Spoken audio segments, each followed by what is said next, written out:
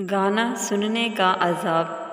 حضرت انس رضی اللہ تعالیٰ عنہ کا ارشاد ہے کہ حضور صلی اللہ علیہ وسلم نے فرمایا، جو شخص گانا سنے گا تو قیامت کے دن اس کے کانوں میں پگھلا ہوا سیسا ڈالا جائے گا۔ عذاب قبر سے بچنے کا آسان طریقہ۔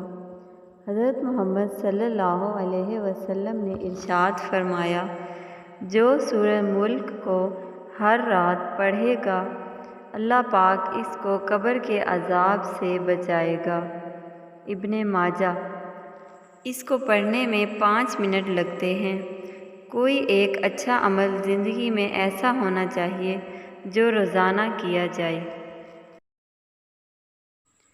قرآن مجید میں کہیں قبر کا عذاب نہیں ہے، صرف دنیا کا عذاب ہے، اور کہیں قبر کا ذکر نہیں ہے، دنیا کا عذاب ہے، اور دنیا کے عذاب کو قبر کا عذاب کہنا درست نہیں۔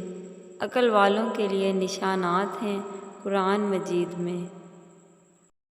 پلیز ہمارے چینل کو سبسکرائب کریں، لائک کریں اور بیل آئیکن پہ پریس کریں۔